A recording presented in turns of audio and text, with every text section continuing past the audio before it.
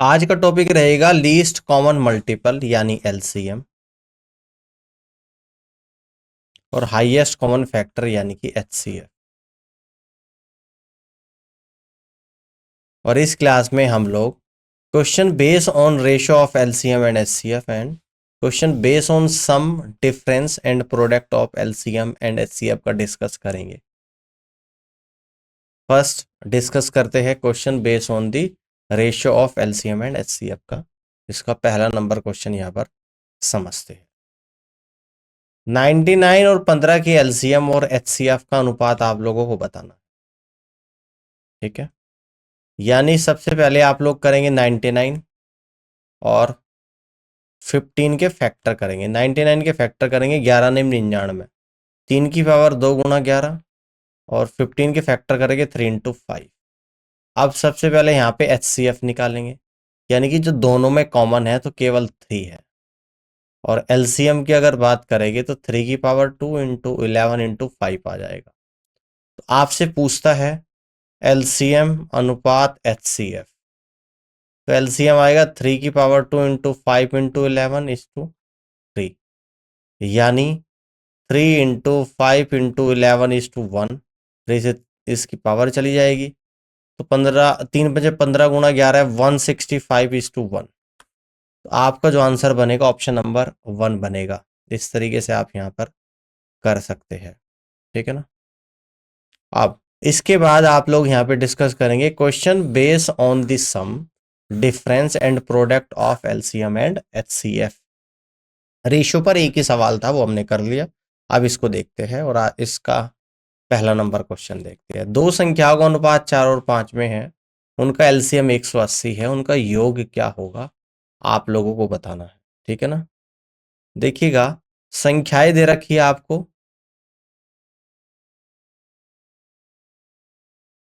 4:5 दे रखी है। तो इस संख्या को मान लेता हूँ 4x, इस 5 को मान लेता हूँ 5x। अब अगर इनका मैं एलसीएम यहाँ पे निकालूंगा तो 4 इंटू 5 इंटू एक्स आ जाएगा, जबकि एलसीएम 180 दे रखा। 180 गुणा 4×5 20x आएगा, यानी यहाँ से कह दूंगा x बराबर आपका 9 आ जाएगा। अब अगर मैं सम निकालू संख्याओं का तो सम आएगा आप लोगों का 4x प्लस का 5x, यानी कि 9x आ जाएगा। तो यानी कि 9 इंटू 9, एक्स की वैल्यू 9 रख दूंगा, 9 इंटू 9 यानी कि 81। तो इस तरीके से संख्याओं का जो सम निकल कर आया आपका 81 आया। तो आप यहां से कहेंगे कि D is the right answer of this question. Clear है। अब आगे बढ़ते हैं, अगले क्वेश्चन को समझते हैं।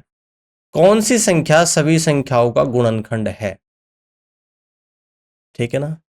तो सभी संख्याओं का गुणनफंड क्या होता है, 1 होता है। सभी संख्याओं का गुणनफंड क्या होती है, 1 होती है। अब आगे बढ़ते हैं, अगले सवाल को देख लेते हैं। यहाँ पे दो संख्याओं का अनुपात 4:5 में है, उनका एलसीएम 100 है, उनका अंतर क्या होगा आप लोगों को बताना है। देखिएगा यहाँ पर जो संख्याएं दे रखी है, ये दे रखी है आप लोगों को 4:5। ठीक है, संख्याएं जो आप लोगों को यहाँ पर गिवन है 4:5, तो इसको मान लेता हूँ 4x और इसको मान लेता हूँ 5x।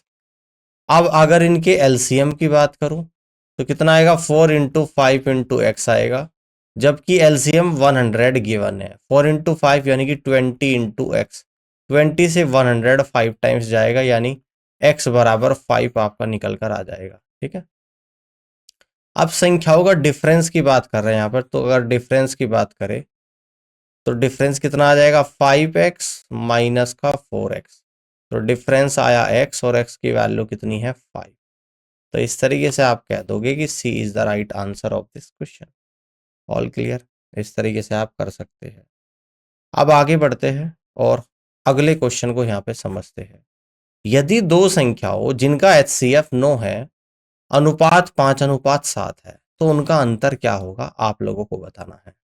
देखिएगा जो संख्या आप लोगों को दे रखी है यहाँ पर संख्याएं, तो संख्याएं आप लोगों को 5:7 के रेशियो में गिवन है।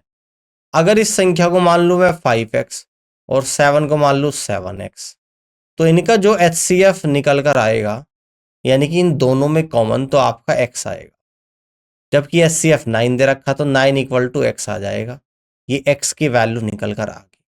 तो इन दोनों संख्याओं के अगर डिफरेंस की मैं बात करूंगा तो 7x माइनस का 5x आएगा, यानी कि 2x आएगा। और x कितना है 9, तो 2 गुणा 9 बराबर 18 आपका आ जाएगा। ठीक है ना। तो यहां से आप लोग कह दोगे कि बी ऑप्शन सवाल का करेक्ट आंसर बनेगा। ठीक है, कर सकते हो इस तरीके से। अब आगे की तरफ बढ़ते हैं, अगले क्वेश्चन को समझते हैं कि दो संख्याओं का अनुपात 5:6 है, उनका एलसीएम 150 है, उनका योग ज्ञात करिएगा। यानी कि जो संख्याएं दे रखी है इसका रेशियो आप लोगों को यहाँ पे गिवन है। तो संख्याएं दे रखी है आप लोगों को 5:6, तो इसको तो मान लेता हूँ 5x संख्या को और इसको मान लेता हूँ 6x। अगर मैं एलसीएम की बात करूं तो ये आएगा आपका 5 इंटू 6 इंटू एक्स, जो कि 150 गिवन है। तो 5 छंग 30 यानी कि 30x आएगा। तो यानी यहां से कह दूंगा x इक्वल टू 30 से 150 5 बार जाएगा, यानी कि 5 आ जाएगा। ठीक है ना, x इक्वल टू 5। तो संख्याओं के अगर सम की हम लोग बात करें तो सम क्या होगा, 5x प्लस का 6x होगा, यानी 11x। और x की वैल्यू कितनी है 5, तो 11 गुणा 5 यानी कि 55। तो इस तरीके से संख्याओं का सम आपका 55 आएगा। और आप यहां से कह सकते हैं कि बी ऑप्शन सवाल का करेक्ट आंसर बनेगा। ठीक है ना, कर लोगे इस तरीके से, इजी क्वेश्चन है। अब आगे बढ़ते हैं और अगले क्वेश्चन को यहां पे समझते हैं। दो संख्याओं का एलसीएम 120 है, उनके वर्गों का योग 289 है। इन संख्याओं का योग क्या है यह आप लोगों को बताना है। ठीक है ना, दो संख्याएं हैं जिनका एलसीएम 120 है, उनके वर्गों का योग, मैं यहां पे संख्या को मान लेता हूं कि let the numbers be A and B, यानी कि संख्या ए एंड बी है। ठीक है, अब अगर इन दो संख्याओं का एलसीएम निकालो ए और बी का, तो ए बी आएगा, जो कि 120 दे रखा था, 120 बराबर ए बी। ये इक्वेशन नंबर 1 बन गई। अब इन संख्याओं के वर्गों का योग, यानी ए स्क्वायर प्लस का बी स्क्वायर इक्वल टू 289, ये आप लोगों का सेकेंड इक्वेशन बन गई है। ठीक है, अब ध्यान से आप लोग यहां पर देखिएगा, है ना, बड़े ध्यान से समझना। From equation first A equal to 120 upon B, put in equation second. पहली इक्वेशन से ए की वैल्यू को सेकंड में रखने पर तो आएगा आप लोगों का 120 अपॉन बी का स्क्वायर प्लस का बी स्क्वायर इक्वल टू 289। तो 120 का स्क्वायर यानी कि 144 और 00 divided by B square, clear है, प्लस का बी स्क्वायर इक्वल टू 289 आ जाएगा। ठीक है ना, ध्यान से देखिएगा। तो यहां से अगर हम लोग देखें, यहां से अगर हम लोग देखें कि क्या वैल्यू आप लोगों की आ सकती है। ठीक है ना, तो यहां से हम लोग सबसे पहले इस b की वैल्यू को निकालने का प्रयास करेंगे। ठीक है ना, ए बी 120 आया था और इनके वर्गों का योग यानी A square plus B square equal to 289 आप लोगों का यहां पर आया था। उसके बाद हमने ए की वैल्यू को रख दिया 120 अपॉन बी, 120 अपॉन बी का square plus B square equal to 289। अब हमने सॉल्व करना स्टार्ट किया, तो जैसे ही यहां पर हम लोग सॉल्व कर रहे हैं 14400 प्लस बी की power 4 equal to 289 B square आ जाएगा। ठीक है ना, अब देखो हम लोग क्या करते हैं, इस क्वेश्चन को ध्यान से समझना। अगर मैं बी स्क्वायर को मान लू टी और बी की पावर 4 को मान लू टी स्क्वायर, तो इसको इस तरफ मैं यहां पर कर दे रहा हूं, यानी कि यह आपका निकल कर आएगा T square minus 289 T, clear है, और प्लस का 14400 इक्वल टू 0। ऑल क्लियर है, समझ में आ गई बात। अब देखो 14400 के अगर फैक्टर करूंगा तो 12 गुणा 12 आ जाएगा और 100 के फैक्टर 25 गुणा 4 आ जाएगा। ठीक है ना, तो अब इस तरीके से भी हम लोग कह सकते हैं कि 3 गुणा 2 12 के फैक्टर, 3 गुणा 2 12 के फैक्टर, 25 5 गुणा 5 और 4 2 गुणा 2 आ जाएगा, है ना। तो ये आएगा आप लोगों का 12 12 144।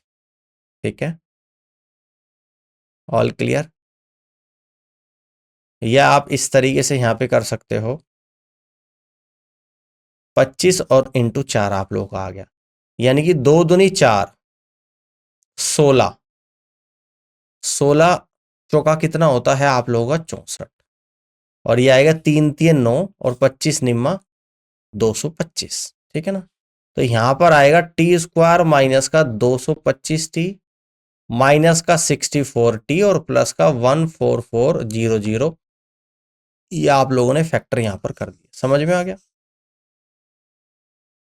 ठीक है जी, यहां तक समझ में आ गया। 289 के फैक्टर करे 64 225 में, तो t यहां पर कॉमन लेंगे, t माइनस 225 माइनस 64 कॉमन लेंगे तो t माइनस का ये कितना आएगा 14400 को 64 से डिवाइड करना है, 64 इंटू 2 128 है ना। तो ये आएगा आपका 14 में से 8 गया 6, 3 में से 2 गया 1 0, 64 इंटू 2 यानी कि 128, तो 320 64 इंटू 5 यानी कि 225 पर चला जाएगा। यानी कि मैंने यहां पर 64t प्लस 14400 में से 64 कॉमन लिया, तो ये देखिए दोनों सेम आ रहा है, यानी कि t माइनस 225 और यहां पर आएगा t माइनस 64। क्लियर? यानी कि अब आपका यहां पर निकल कर आया t की वैल्यू 225 आई और 64 आई। ये बात समझ में आ गई आप लोगों को? ठीक है, अब देखो t की दो वैल्यू आप लोगों की यहां पर आ चुकी है, ठीक है ना। अब t की दो वैल्यू आ चुकी है, आपको पता है कि t क्या है आप लोग, अब बी स्क्वायर, यानी कि बी स्क्वायर इक्वल टू 225 और 64, तो यहां से कह दूंगा b की वैल्यू 225 का अगर मैं स्क्वायर रूट करूंगा तो कितना निकल कर आ जाएगा, यानी कि 15 आएगा, और 64 का करूंगा तो 8 आएगा, यानी कि b की वैल्यू या तो 15 है या आप लोगों की 8 है। ठीक है ना, समझना ध्यान से, ये b की वैल्यू आप लोगों की यहां पर आ चुकी है, कितनी आ चुकी है, यानी कि ये आप लोगों का बी स्क्वायर है, तो b की वैल्यू या तो 15 है या आप लोगों की यहां पर 8 आई है। क्लियर है, समझ में आ रही है यहां तक की बात? अगर b की वैल्यू मैं 15 लूंगा तो इक्वेशन 1 से, अगर देखो यहां पर इसको ध्यान से देखना है, अगर b बराबर 15 मैं लूंगा तो a बराबर क्या आएगा इक्वेशन 1 से, 8 आ जाएगा। अगर b बराबर मैं 8 लूंगा तो इक्वेशन 1 से a बराबर 15 आ जाएगा। ठीक है, तो संख्याओं का सम कितना आ जाएगा, a प्लस बी आएगा। तो कैसे भी सम करके देखोगे तो 15 प्लस 8 यानी कि 23 ही आएगा। तो इस तरीके से आप यहां से कह सकते हैं कि पहला ऑप्शन सवाल का करेक्ट आंसर यहां पर बनेगा, 23 क्वेश्चन का करेक्ट आंसर यहां पर आएगा। अब आगे बढ़ सकते हैं, अगले क्वेश्चन को यहां पे देखते हैं कि दो संख्याओं का विभाजन 6 आता है और उनका गुणनफल 96, इन संख्याओं के योग और अंतर का गुणनफल। दो संख्या मान लेता हूं कि मैं a और b है, let the numbers b a and b। अगर a को b से डिवाइड करूंगा तो 6 आएगा और a की b में गुणा करूंगा तो 96 आएगा। तो फर्स्ट इक्वेशन से a बराबर 6 इंटू बी आ गया, तो यहां पर a बराबर 6 इंटू बी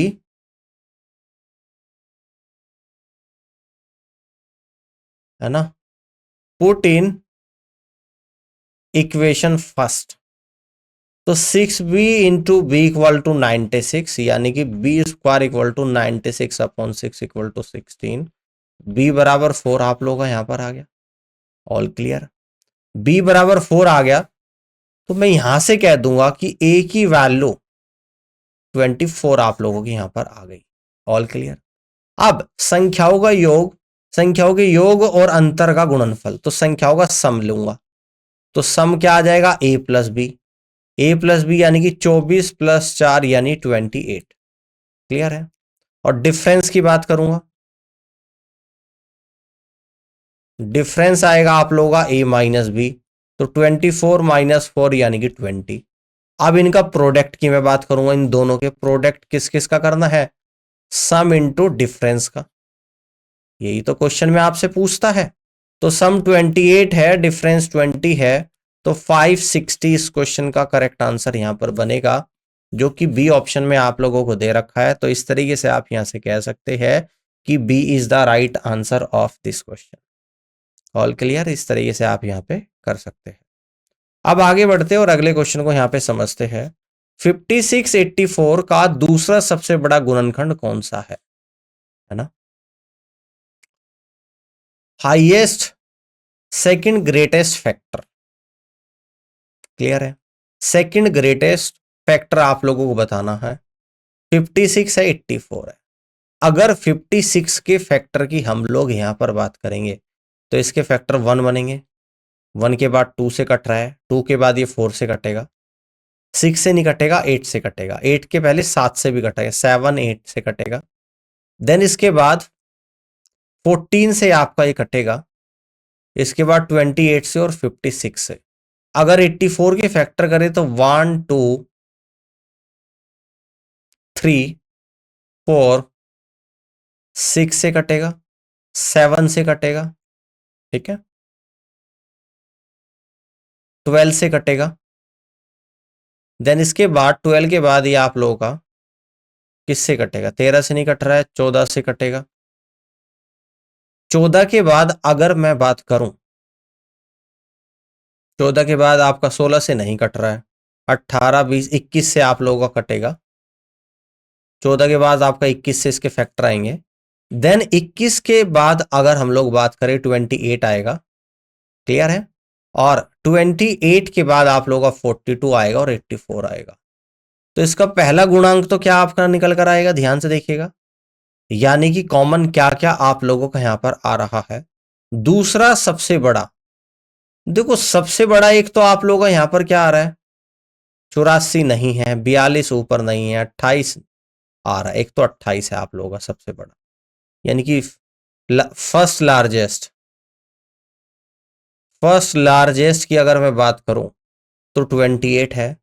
और अगर मैं सेकंड लार्जेस्ट की यहां पे बात करूं, सेकंड लार्जेस्ट की अगर मैं यहां पर बात करूं तो 28 के बाद आप लोगों का क्या आ रहा है? 14 आ रहा है। तो इस क्वेश्चन का जो आंसर आपसे पूछ रहा है वो आपका आएगा 14। और यहां से आप कहेंगे कि सी ऑप्शन सवाल का करेक्ट आंसर यहां पर बन रहा है। अब नेक्स्ट क्वेश्चन को समझते हैं। ये रहा आप लोगों के सामने कि सबसे छोटी संख्या कौन सी है जिसके 7 गुणनखंड है। अगर 100 के गुणनखंड करूंगा तो 1 आएगा, है ना? उसके बाद आप कहोगे 2 आएगा, उसके बाद आप कहोगे 4 आएगा, 5 आएगा, देन आपका 10 आएगा, 10 के बाद 25 आएगा, 50 आएगा और 100 आएगा। तो 3 3 6 2 8 ये आपको मैनुअली करना पड़ रहा है ना? तो अब करना क्या है? आपको मैनुअली करने की जरूरत नहीं है। अब करना किस तरीके से है देखिएगा। अभी के लिए रख लो कि 8 आ गया, पहला ऑप्शन लूंगा 100।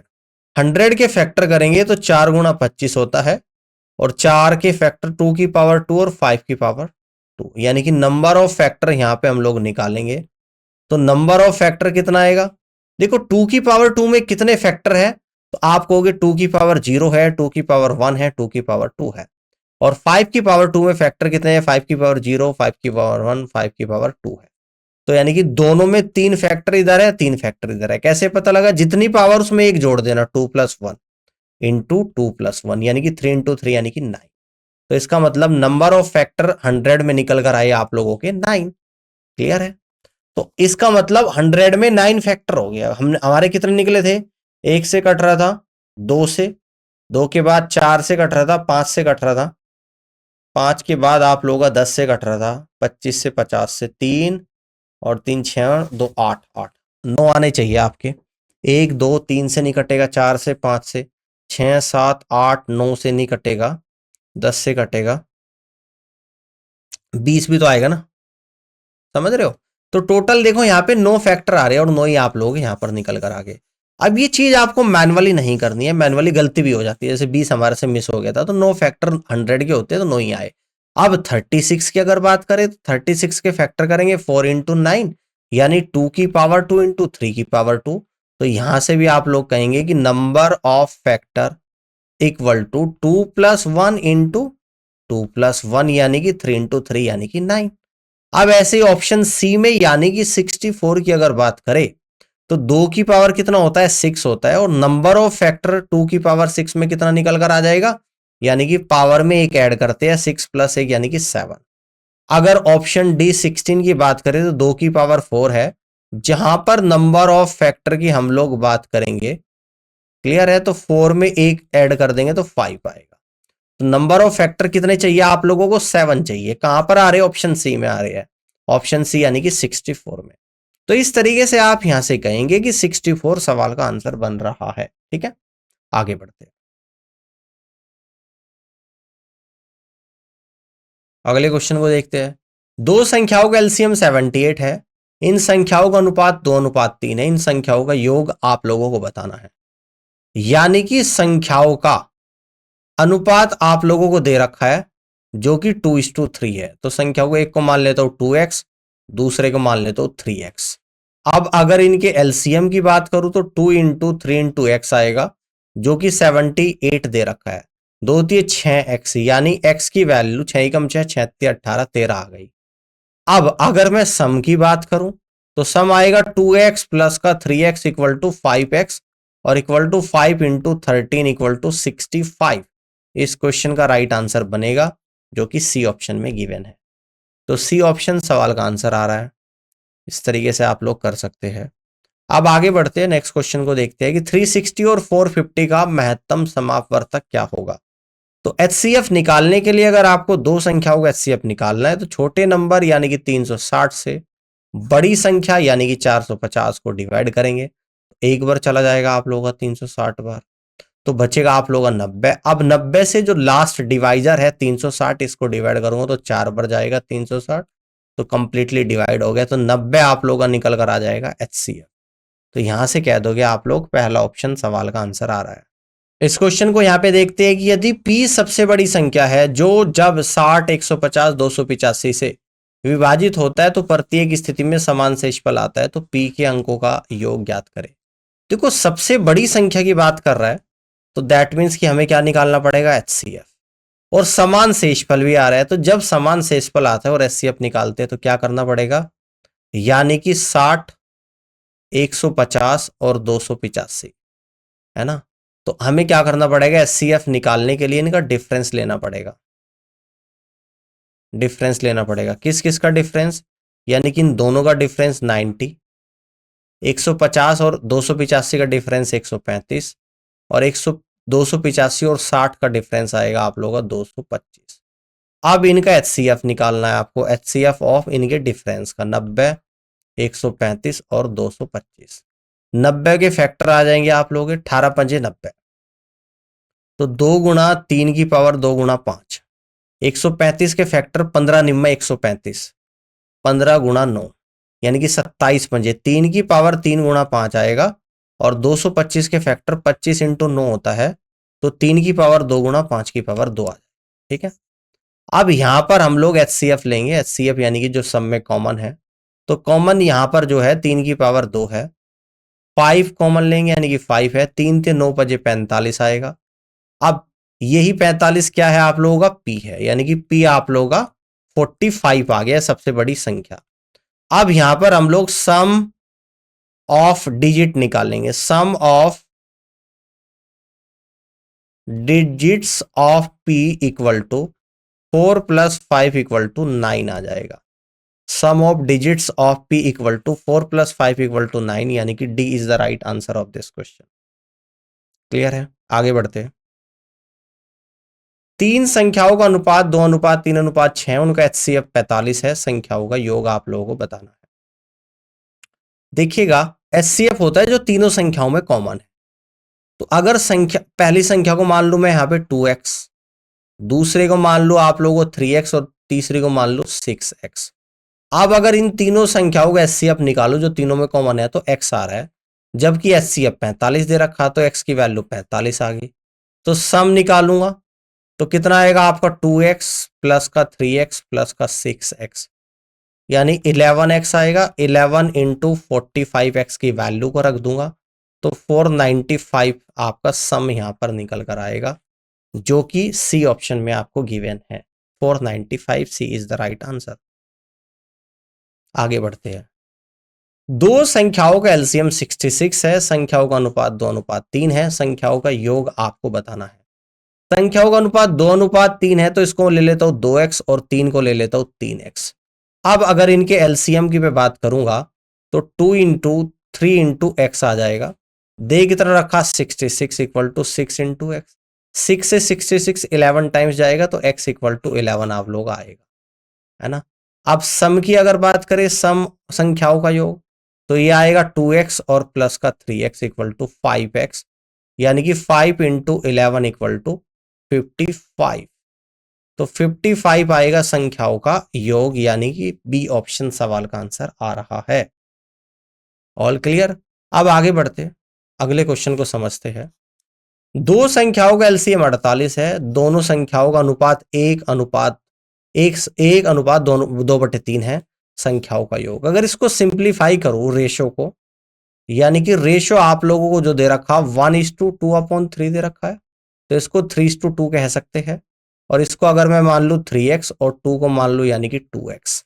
अब अगर इनका एलसीएम की मैं बात करूंगा तो 3 इंटू 2 इंटू एक्स आ जाएगा एलसीएम, और एलसीएम गिवन है 48, तो 3 इंटू 2 यानी कि 6 इंटू एक्स। 6 से 48 8 टाइम्स गया तो x इक्वल टू 8 आ गया। अब संख्याओं का योग की बात करूंगा तो संख्याओं का योग 3x प्लस का 2x इक्वल टू 5x, और x की वैल्यू 8 है, तो 5 इंटू 8 इक्वल टू 40। 40 इस क्वेश्चन का राइट आंसर है, option B this is the correct answer. All clear. आगे बढ़ते हैं अगले क्वेश्चन को समझते हैं कि दो संख्याओं का HCF 16 है और उनका अंतर भी 16 है, तो संख्या आप लोगों को बतानी है, ठीक है ना। तो संख्या आप लोगों को यहां पे बतानी है। देखो अगर मैं ऑप्शन से भी इस क्वेश्चन को करूं तो इजीली कर सकता हूं। संख्याओं का डिफरेंस 16 यहां पर भी है, यहां पर भी 16 है डिफरेंस, यहां पर 20 है और यहां पर 24 है। डिफरेंस कितना चाहिए 16, सी और डी ऑप्शन कट गए। अब मैं यहां पर क्या करूंगा 64 और 80, 64 के फैक्टर करूंगा 2 की पावर 6 और 80 के फैक्टर करूंगा 2 की पावर 4 गुणा 5। तो यहां से जो HCF आपका आएगा 2 की पावर 4 निकल कर आएगा, और 2 की पावर 4 कितना होता है 16।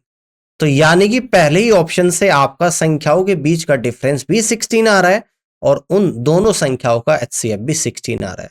तो आप यहां से कह देंगे कि फर्स्ट ऑप्शन सवाल का राइट आंसर बनेगा। All clear. कर सकते हो इस तरीके से। इस क्वेश्चन को यहां पे देखते हैं कि दो संख्याओं का योग 30 है, एलसीएम 25 है, बड़ी संख्या बताओ। देखो संख्याओं का योग तो है 30 और एलसीएम क्या है 25, यानी कि अगर संख्या मान लू मैं ए एंड बी, तो a प्लस बी तो आप लोगों का 30 है, ठीक है, और एलसीएम 25 है। क्लियर है। तो यानी कि यहां से हम लोग क्या कर सकते हैं, एक संख्या को अगर 25 ले लूं, एक को 5 ले लूं, तो एलसीएम 25 भी आ जाएगा और बड़ी संख्या आप लोगों की 25 भी आ जाएगी। और ये कहां से आ रहा है आपका ऑप्शन बी से आ रहा है। तो बड़ी संख्या आप लोगों की यहाँ पर 25 निकल कर आएगी, तो आप कह दोगे कि ऑप्शन से वैल्यू पुट करेंगे तो B is the right answer of this question. उम्मीद करता हूँ कि सेशन आप लोगों को पसंद आया होगा, और इस पूरी क्लास को देखने के लिए आप सभी का बहुत बहुत धन्यवाद। Thank you so much. मिलूंगा अब आपसे अपनी अगली क्लास में, जिसमें एलसीएम एंड एचसीएफ के कुछ और क्वेश्चंस भी हम लोग डिस्कस करेंगे। Thank you so much.